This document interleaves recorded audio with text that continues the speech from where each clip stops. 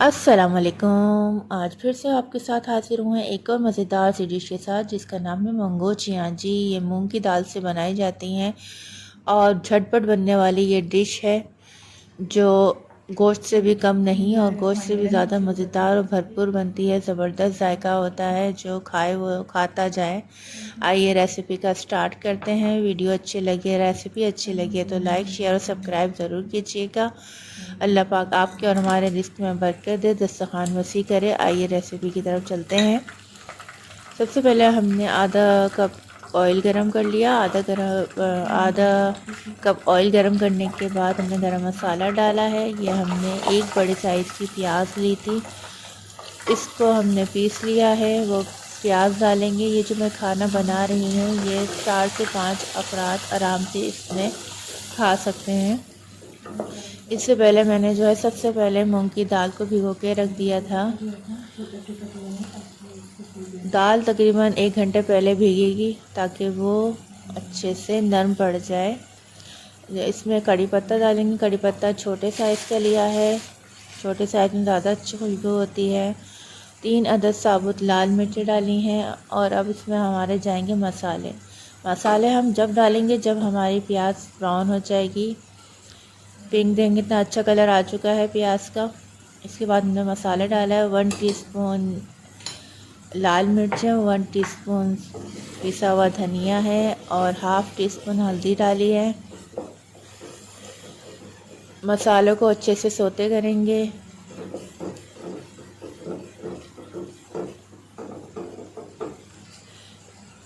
ये झटपट बनने वाली रेसिपी है और यकीन माने ये बहुत मज़ेदार बनती है। नमक हम डाल देंगे तो हस्बे ज़रूरत जितना आप खाते हैं उसके हिसाब से नमक डाल दीजिए। ये कश्मीरी मिर्चें हैं जिससे बहुत अच्छा कलर आता है। कश्मीरी मिर्चें हमने हाफ़ टी स्पून डाली हैं।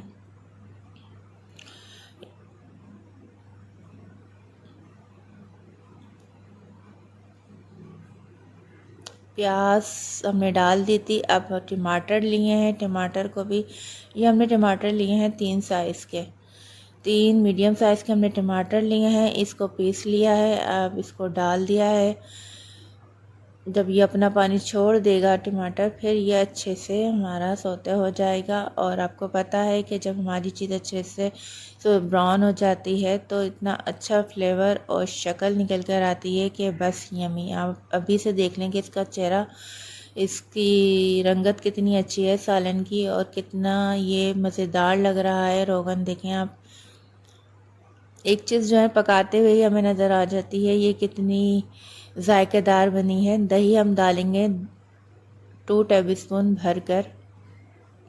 दही हम जब ऐड करेंगे जब हमारा सारा मसाला पक जाएगा, क्योंकि दही को हम हमेशा भुनाई के बाद डालते हैं। ये देखें कितना प्यारा ज़बरदस्त कलर आया है। और ये मैंने ऐसी रेसिपी आपको बताई है जो झटपट तैयार होने वाली है। इसमें ज़्यादा टाइम नहीं लगेगा। जब तक आप अपना मसाला भूनेंगे, मंगोचियों का तैयार करेंगे, जब तक आपकी जो मूंग की दाल है वो भी आपकी वो हो जाएगी, नरम पड़ जाएगी। और जब इसके बाद हम मूंग की दाल को पीस लेंगे। ये देखिए जी, मूंग की दाल हमने पीस ली है और इसमें हमने अपने मसाले भी ऐड कर लिए हैं जो हम घर पे मसाले डालते हैं पीस के, क्योंकि बाज़ार के मसाले मैं यूज़ नहीं करती हूँ। ये सब चीज़ें मेरे घर की पिसी हुई हैं। देखिए जी, पिसी हुई मिर्चें भी, हल्दी भी और नमक। हाँ, नमक ज़रूर बाज़ार से आया है नमक डाला है हस्बे ज़रूरत, जितनी आपको ज़रूरत है। पिसी हुई मिर्चें हैं 1 टेबल स्पून डाली हैं। हल्दी है हाफ़ टी स्पून डाली है। और ये हमने हरा धनिया डाल दिया है, अच्छे से मिक्स कर लिया है। अब इसकी हम तैयारी करेंगे फ्राई करने की। ऑयल को पहले चेक कर लीजिए कि ऑयल हमारा अच्छे से गर्म हो गया है। फिर इसके बाद हम पकौड़ियाँ डालेंगे। जी, हमारा ऑयल अच्छे से गर्म हो चुका है। पकौड़ियाँ डालेंगे और पकौड़ियाँ हमें तेज़ आंच में नहीं डालनी है। आंच हमारी मीडियम रहेगी, ना हम उसको आंच को स्लो करेंगे, क्योंकि स्लो से पकौड़ियाँ जो हैं वो सारे अपना रोगन जो है वो पी लेती हैं। इसलिए हमें आंच को हल्का नहीं करना और तेज़ नहीं करना। चूल्हा हम मीडियम आंच पे रखेंगे। देखेंगे पकौड़ियाँ भी बहुत ज़बरदस्त और क्रिस्पी बनती हैं। अक्सर तो हमारे यहाँ ऐसा होता है कि हम जब इसको पकाते हैं तो पहले पकौड़ियाँ खाई जाती हैं, फिर बाद सालन पर आती है। ये वैसे भी अगर आप नॉर्मल मूंग की दाल की पकौड़ियाँ बनाएं तो बहुत मज़ेदार और अच्छी बनती हैं। काश मैं आपको आवाज़ सुना सकती है, बहुत क्रिस्पी हैं। अभी हमारा मसाला जो तैयार हो गया था, इसमें हमने जितनी हमें ग्रेवी चाहिए उतना हमने पानी डाल दिया है। जितनी आपको थिक ग्रेवी चाहिए उस हिसाब से आप पानी डालें, लेकिन पानी डालते हुए ये ख्याल रखें कि थोड़ा पानी जब हम इसका उबाल आएंगे तो इसका पानी थोड़ा जब्स भी हो जाएगा पकौड़ियों में। और पकौड़ियाँ का सालन हम इतनी देर पकाएंगे इसको ढक के कि हमारी पकौड़ियाँ अच्छे से नरम हो जाएं। ये देखिए, ये पकौड़ियाँ कितनी अंदर तक गल चुकी हैं, ये कहीं से कच्ची नहीं है क्योंकि इसको हमने भरपूर टाइम दिया था फ्राई होने के लिए। माशाल्लाह माशाल्लाह हमारा सालन बहुत ज़बरदस्त और मज़ेदार शक्ल से ही लग रहा है, तो खाने में तो बहुत बेहतरीन होगा। जी, अब हमारा सालन रेडी हो चुका है। अब हम इसको डिश आउट करेंगे।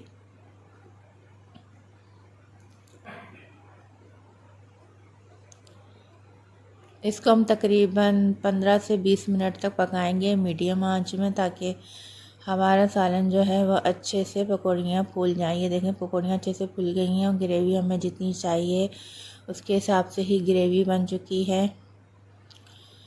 अब इसका हम चूल्हा कर देंगे बंद।